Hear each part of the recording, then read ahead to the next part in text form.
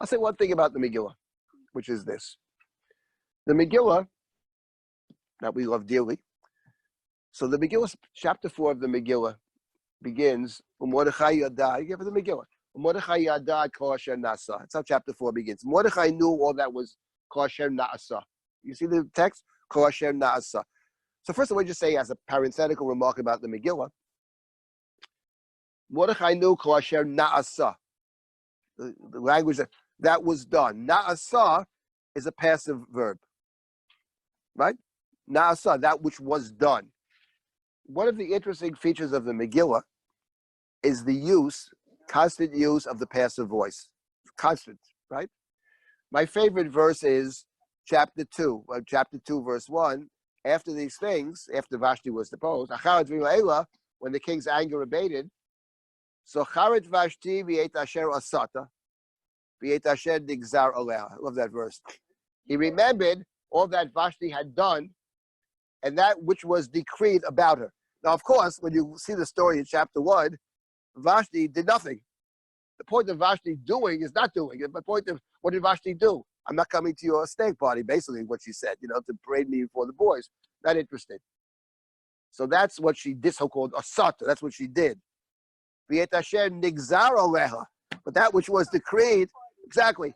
And the point is, it's not nigzar aleha. The king determines, and many different words are used, to issue a judgment about Vashti. He issues judgment about her. He makes a royal edict that she shall not come to the king, right? And that she'll be deposed as queen, etc. So what's interesting, when it comes to what the king does, bad things happen, it happens.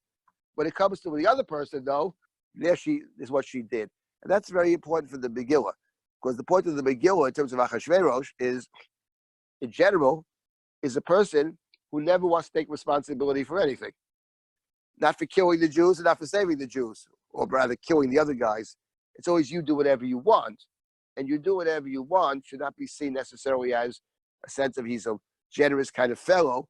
It's more about you do what you want. And if it turns out poorly, then you did it and I didn't do it. The decree against the Jews, which later on he doesn't like because he suspects Haman. Who's the wicked person who did it? Oh, Haman did it. Haman Arazah, right? Who did it, Esther? Who is it? Not you, King. You're a wonderful guy. It's Haman. That's the Megillah. So, well, of course, the king. The only person who has power in the Megillah is Achashverosh. Haman is powerless. He's a bad guy. He has no power to do anything. So the point is, in any event, after these, so chapter 4 begins. Mordechai Yadad Kosher Nasa. Mordechai knew everything that was taking place. It says Vayubash Sakva. He puts on sackcloth. It says no. Vayikra Mordechai. He tore his clothing. Vayubash Sakva Efer. He puts on sackcloth. Vayitzei B'toch Ha'ir. Vayizak Zakar Gedolal Mara. He went out to the middle of the city, B'toch Ha'ir, and he cried out with a big bitter cry.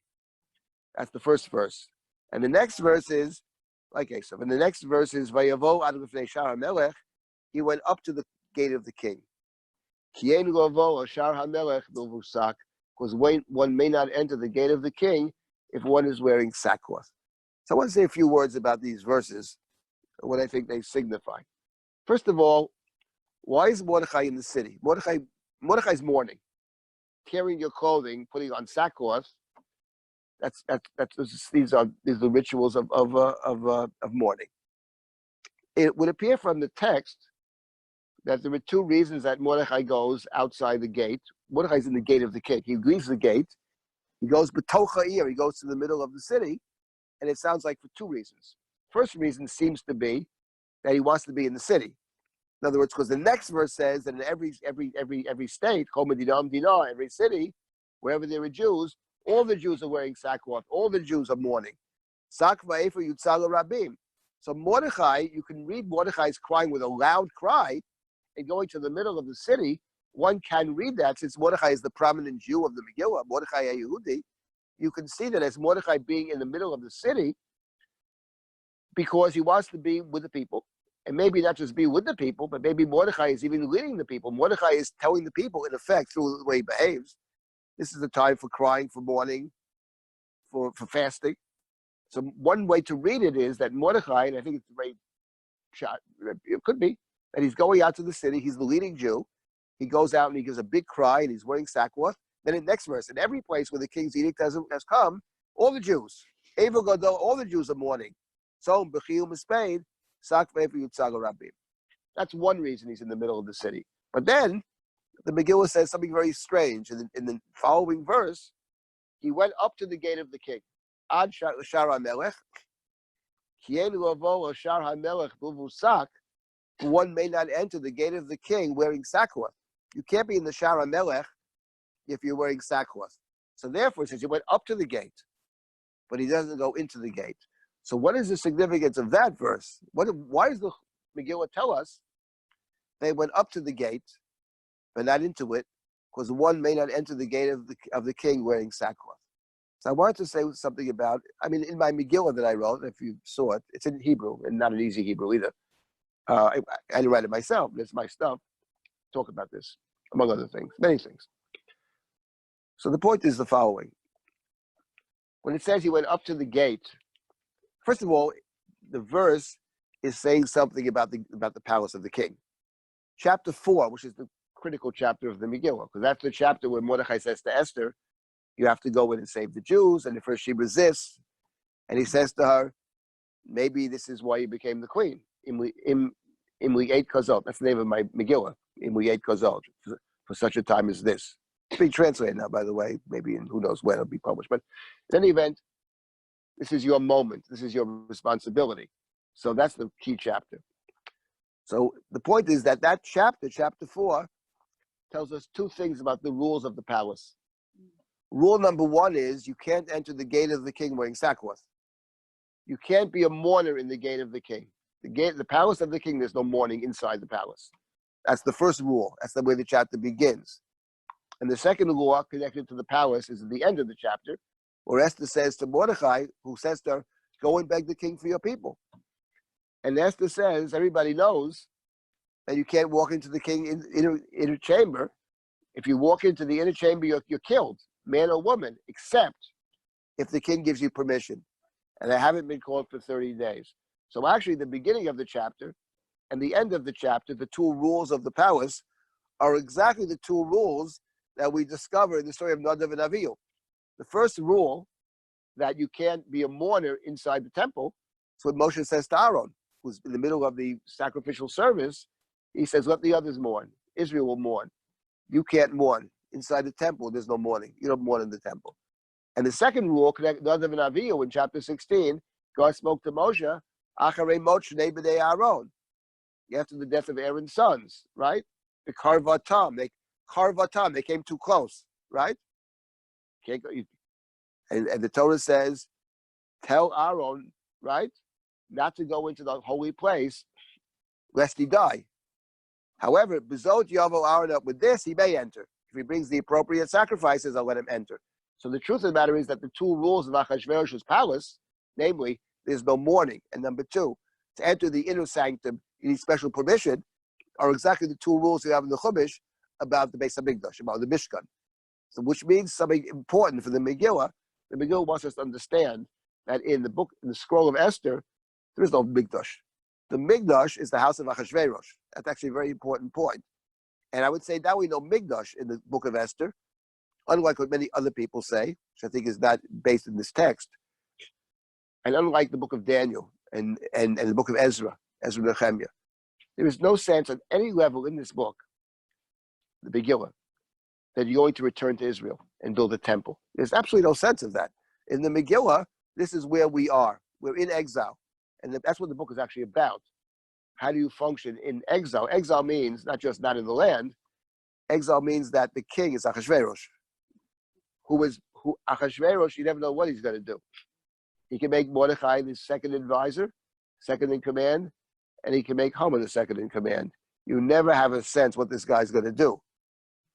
Either because he's a fool, or he's not a fool at all. He's a very clever guy who actually, but a completely amoral person. He couldn't care less.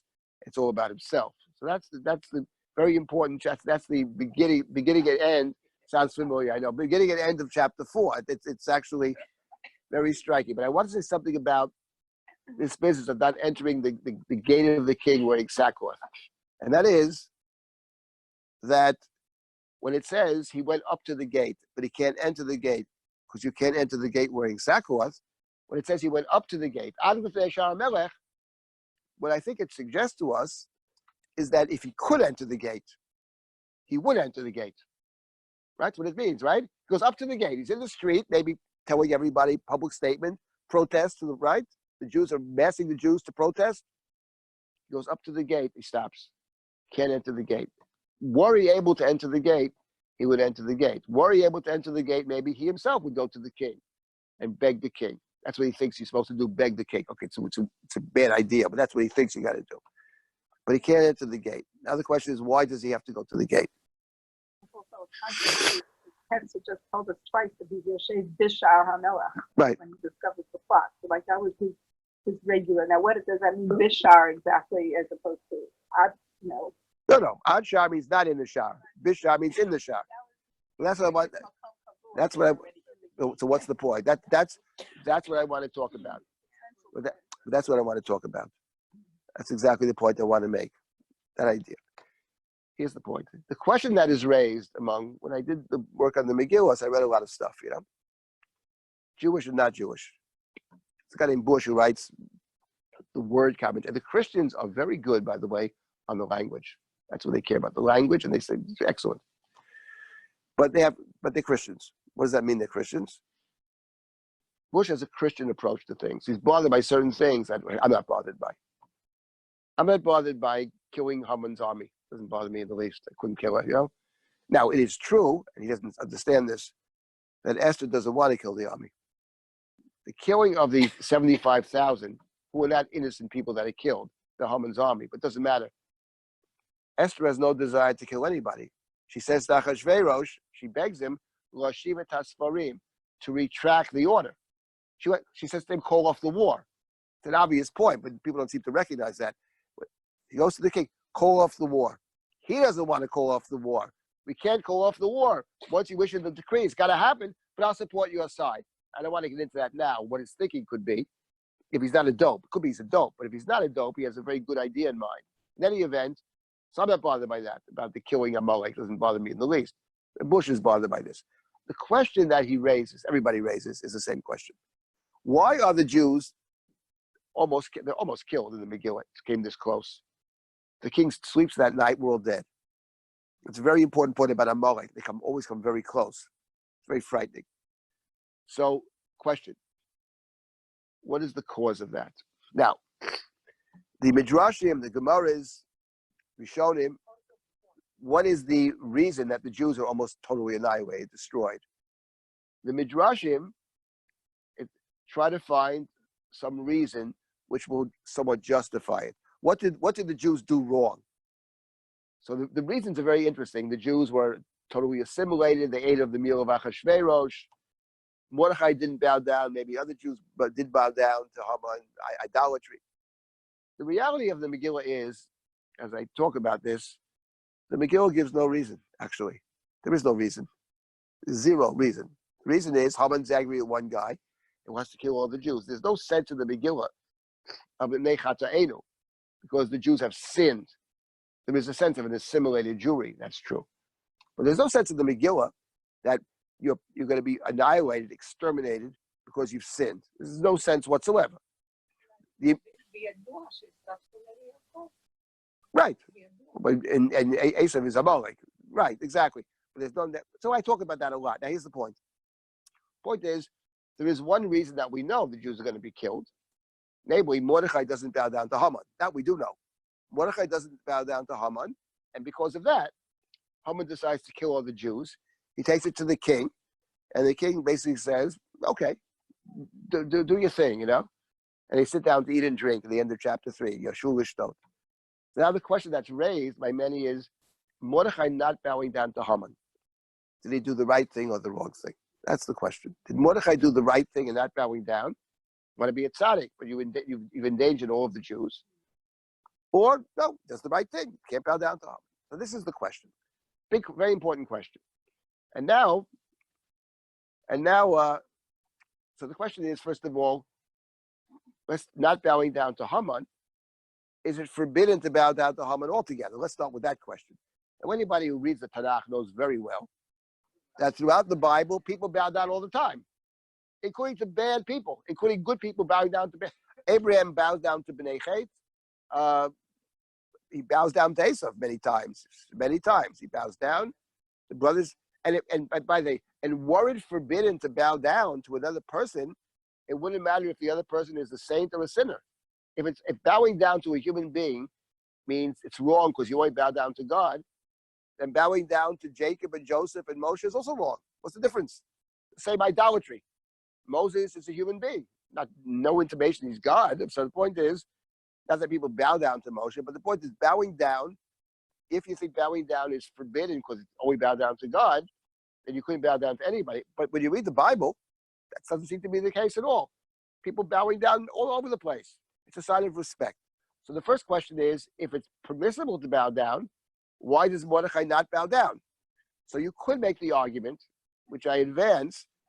No, I'll get to that argument before you get to Amalek. That is a good argument, but leaving Amalek out of it, you could say something else, which is the pshat of the Megillah. Why, in fact, the king issues a command in the Megillah? Everybody has to bow down to Haman. Why? Well, what's the thinking here? So first of all, what I stated is actually inaccurate. The king never said everybody has to bow down to Haman. The king said something different. The king said, this is a mistake some people make, and it's a bad mistake. There's no such decree. If you read the Megillah, you'll see straight out what the king says is, everybody in the gate of the king has to bow down to Haman. And the reason for that is clear, because in the verses that precede the command, two people try to kill the king. At the end of chapter 2 of the Megillah, Bigtan and Teresh. Who are Bigtan and Teresh? Shomrei Hasaf. They're guardians of the threshold. In other words, they're the gate, basically. That's where the gate is. The gate is. So the point is, what the king, two of his so-called guardians, right, in the gate, try to kill him. So the king is very concerned about the people in the gate. So he wants to make sure that people in the gate, right, are not going to get him. So he issues a loyalty oath for people, a test of loyalty. If you're loyal to the king, you bow down to my puppet, which is Haman. It's not that the king cares about Haman one way or the other. And no one actually in the court believes it's about Haman. Because the people in the court say to Mordechai, why do you violate the command of the king? They don't say why you bow down to Haman. He chose Haman for whatever reason. But Haman is, so Mordechai doesn't bow down. And one way to understand it is, Mordechai says to himself, it's a beautiful thing to have a loyalty test to the king. How could anybody possibly think I'm disloyal, given the fact that I'm the guy that informed them about Bigtan and Teresh? Mordechai is the one who tells them about Bigtan and Teresh. And I would add to this a very important point, which is, you have to remember, Haman has no idea he's not bowing down. It's not that he walked over to Haman and said, by the way, that loyalty test is good for them, but I'm not interested. I don't have to show my loyalty. Of course I'm loyal, so forget about bowing down to you. That's not what Mordechai said. Haman has no idea. Zero. So what he does is, he avoids them probably. The gate's a big place. He walks away. It never is a situation. Haman doesn't realize it until the people tell him. They rat on him. Now, why did they rat on him? And this is a very interesting question in terms of the language. Vayagidu Haman, Mordechai. They keep to go. They say to Haman, Mordechai, why don't you bow down? He refused to listen. Then they went to Haman to see if Mordechai's words would stand. It's playing on the standing and bowing. Ki gidu ahem ashehu Yehudi, for he had told them he's a Jew. Now that expression, Ki gidu ahem ashehu Yehudi, is ambiguous in the Megillah. What does it mean he told them he was a Jew? Is that the reason that he doesn't bow down? Or is that the reason they told him? So you could read it. What do they care? He doesn't bow down. Machpat lehem, so let it. No. Why is the Jew not bowing down? We have to bow down. And so the Jew doesn't bow down? So Yehudi could be not the reason he doesn't bow down, but the reason they informed on him. Anti-Semites in the court. That's one possibility. It has nothing to do then with it permissible to bow down. It's not necessary for him. It's not that it's usher. He's potter. He doesn't have to. That's one way to read it. It's a fine way to read it. As a kid, I thought that's the pshat. However, the common understanding in the rabbinic tradition, and I believe that is actually a better pshat, is that he doesn't bow down because it's forbidden. Of course, the question is, why is it forbidden? It's not forbidden, it's permissible. So I have two things to say about that. The second is what Sarah said. I'll get to that. Haman's not anybody. Haman's Amalek. And Amalek you can't bow down to. Because you're bowing down to Amalek. Amalek is the anti-God. You can't bow down to Amalek is God's enemy. Respecting Amalek is disrespecting God. That's one possibility, which I like. The other possibility is that actually the language of the Megillah, it's not just the word to bow down. It's korim u'mishtachavim. And korim u'mishtachavim may have a different valence to it, a different sense. We have an olenu korim. Korim u'mishtachavim is more than just bowing down. It's more worship. It's worship. It's right. It's a worship of. It's a ritual of worship. It's ascribing to the person more than any person is. Because it's somebody beyond just being a human being. And that's where Mordechai draws his line. In any event, the other possibility is that it is, because it's Amalek. Respecting someone, okay, you can't respect Amalek. Because you're respecting Amalek, you're disrespecting God. Now you have these two possibilities. They're both wonderful. They're both possible. First one, as a kid, I always thought was the pshat, that because it's a loyalty test. But Haman never would find out if you don't tell him. So he doesn't, that's not for me. Good idea for them, you know what I mean? It's like the joke about the guy who goes to this, comes to shul or go to church, whatever. So what did the rabbi speak about today? Oh, he was talking about all this. He really told them off, he says, Right? So the point is, it's for them, it's a little different stuff. For me, what do I want to tell you? So the question of these two interpretations, which is more probable? I think the rabbinic interpretation actually is a better interpretation. And what's very interesting is that when you read the language of chapter 3, where he doesn't bow down, they spoke to him every day, he refused to listen. That language actually is almost word for word the language the Torah uses when it comes to Joseph and Mrs. Potiphar. She would speak to him every day, he refuses to listen. Now in that story, Joseph says why he can't bow down. He says why. Your husband trusts me, your husband has helped me. And if I do this, he says, V'chatati Elohim. It's a sin against God. I'm sorry. That's his red line. He's an ambitious guy, as is Mordechai. But yeah, they have their red lines. For Joseph, it's Mrs. Potiphar. And for Mordechai, it's Amalek. That's his red line. That's what he's not going to do. So the question is, did he do the right thing or the wrong thing? If you presume the second way, that it's Amalek, how could you say he did the wrong thing? You can't bow down to Amalek. Of course he did the right thing. Except for one little detail. He did the right thing. But we have to remember what I said before, which is obvious when you read the Megillah. Many don't see it, but it's obvious. Which is, the edict of bowing down to Haman is only for people in the gate. And the question in the Megillah is, why is Mordechai in the gate in the first place? Because when you first meet Mordechai in the Megillah, in chapter 2, it's one of those verses we read out loud. Ish Yehudi Ayah b'Shushana Bira. Ushmo Mordechai ben Yair b'Shviki Ishibidi. There was a Jew in Shushan the Bira, in the fortress Shushan, whatever. There's Shushan the city and the Shushan Abira. But even Shushan Abira is not the gate of the king. It's the citadel of the king, it's the fortress of the king, but it's not the gate. In fact, Mordechai is not in the gate of the king. When do we first discover Mordechai in the gate of the king? At the end of chapter 2. Why is he in the gate of the king, presumably? What is the context of Mordechai being in the gate of the king? Well, that's beforehand, he goes to the courtyard, it says. But no, the point, maybe. The verse, that'll be before that. There's an earlier verse, one or two verses earlier. The king chooses Esther to be his queen. He makes a big party, Megillat Esther. Next verse. Mordechai is in the gate of the king immediately after we're told that Esther is the queen. Now we know earlier we cared about Esther, but the presumption, and then it says later on, 2 verses later, in those days Mordechai was in the gate, Bigtan and terrorists tried to kill the king. So one could conjecture that Mordechai being in the gate of the king, no one forces him to be in the gate of the king. But once Esther is the queen, then suddenly we find him in a position of prominence, he's in the gate of the king. In other words, if you read it, that essentially Mordechai, and we have to remember, he comes from royalty. His lineage is traced back to Kish. Whether the same Kish or not is irrelevant. The same word, the same name. This is a guy, very like similar to Yosef. He's not an unambitious person. Any 17-year-old who has a dream where the sun, the moon, and the stars bow down to me, we might call that a megalomaniac, okay? That's Joseph's dreams. Not just the brothers bow down. Everybody bows down.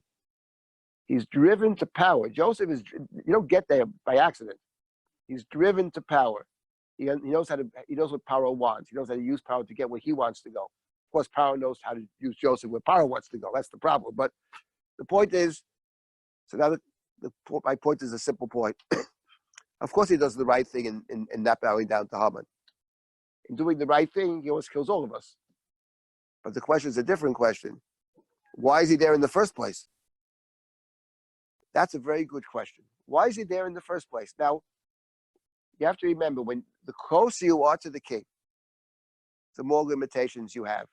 My favorite example is the story of Joseph and Mrs. Potiphar. Joseph avoids Mrs. Potiphar. He runs away from her, gets thrown in jail. He's lucky to survive. Does the right thing, obviously. Okay, he avoided Mrs. Potiphar. Then 2 chapters later, or it's 1 chapter later, actually. 2 chapters later. 2 chapters later, he's in jail, and Paro has dreams. No one can interpret the dream. And his butler says to him, you know, there's this Jew boy, and a very good interpreter of dreams. They rush him out of jail. Joseph shaves. He comes to, and Paro said, I heard that you could interpret dreams. God interprets dreams. Tell me your dreams. Tells him the dream. So Paro says to him, listen, you're so wise. Why don't you become my second? Gives him a ring. Gives him clothing. And a bracelet. Gives him a new name. Gives him a chariot. And then he gives him a wife. And the wife is the daughter of the priest of On. Cohen On. His name is Potiphera. The daughter is named Osnat, which means misfortune. As I say, not misfortune, but misfortune. And the point is, Joseph, who avoided Mrs. Potiphar, ends up with the daughter of Cohen On of Potiphera. What is that about? The same name, actually. The point, I think, is very simple. If you want to be part of Pharaoh's court, and that's just part of his court, by the way, he's the number 2 guy in Egypt. Rak hakisei egdal mimeka. You're the most important one. Just I'm bigger than you. But everybody else is beneath you. That comes with a big price, actually. And the price is you can't be Joseph anymore if you work for Paro. You're Tzafnas Paneach. Baal Tzafon is an Egyptian god. You're not Joe anymore. You're a Christopher, basically. And Chris, here's the deal with Chris. I got a real nice wife for you. We have a whole priestly family of own. You know what I mean? The top priest in Egypt. Real idolatry. That's I'm your shotgun. That's the family you're marrying into. Now Joseph could have said, that's the price you pay. If you choose to be in this business, that's the price you pay. There's no way around it. You drive with the chariot of Egypt. It's a symbol of Mitzrayim, is the chariot.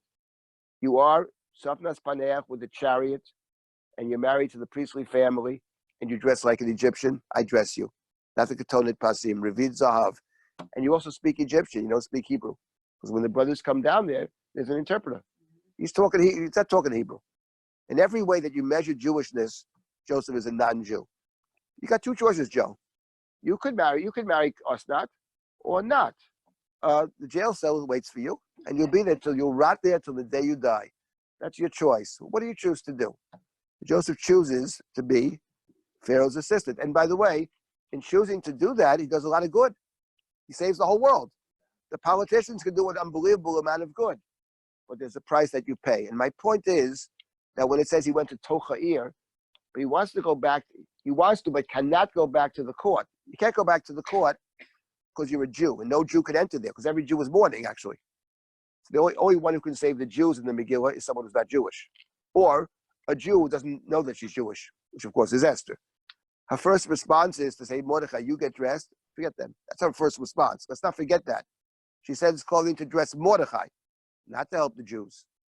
And when Mordechai presses her, she says, what can I do? It's against the law. You can't just walk in. Dangerous. Presses again. Then amazing. Then she says, okay, I'll cast my lot with the Jews. Probably I'll die also, but it doesn't matter. But that's So my point is, I give an analog to it, and I'll stop with this. The analog is the first sin of the Bible. The snake approaches the woman and says, "I heard you can't eat any fruit." Oh, no, no, no. We can have all the fruit we want, except for the tree, which is Betoch Hagan. The tree in the middle of the garden, Betoch, that we can't eat because we're going to die. You're not going to die. God's just talking. But she takes the fruit. She eats it. She gives him. He eats it. They realize they're naked and they hide. Where do they hide, actually? Betoch Eitz Hagan. The same. That's where they hide. What is the point of the Chumash? That they're hiding Betoch Eitz Hagan. Why did the Chumash say that? The sin was eating the tree Shebetoch Hagan, and when they go to hide, they hide Betoch Eitz Hagan. So I think there's a very important point over here. It's a point about repentance, actually. That in order to truly repent, you have to go back to the same place. Mordechai understands something. He did do the wrong thing. But at the end of the day, his being in that place, inside the gate, was the cause of almost very close to the annihilation of all the people. He has, in effect, caused the almost annihilation of the Jewish people. So in order to make it right, you have to go back to the same place. He wants to go, but the problem is he can't get to that place because it's a contradiction in terms. Because if you're a Jew, and that's who he is, he's Mordechai the Jew. No Jew can enter. Not Mordechai or any Jew. Because anybody, one might say anybody who sees himself or herself as a Jew can't enter the gate. But the only way to save the Jews is to be inside the gate, to approach the king. You got to find a Jew who's not mourning, but all the Jews are mourning, every place, except for one Jew.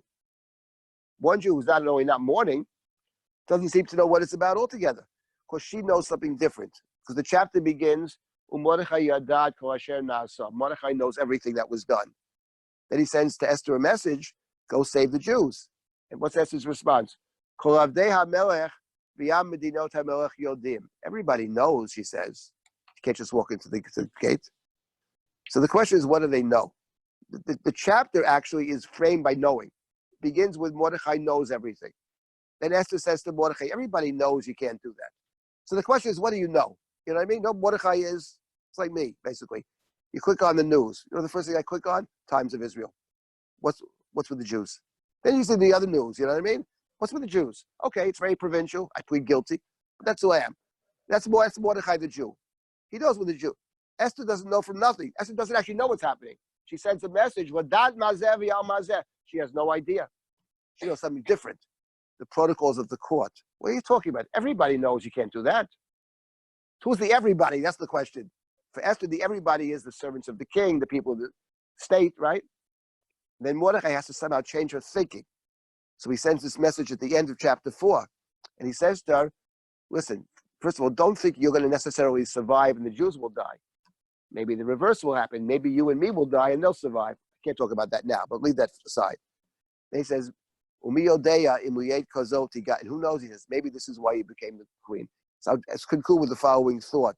The chapter is about knowing, actually. Mordechai knows what's happening. Esther knows the rules of the court.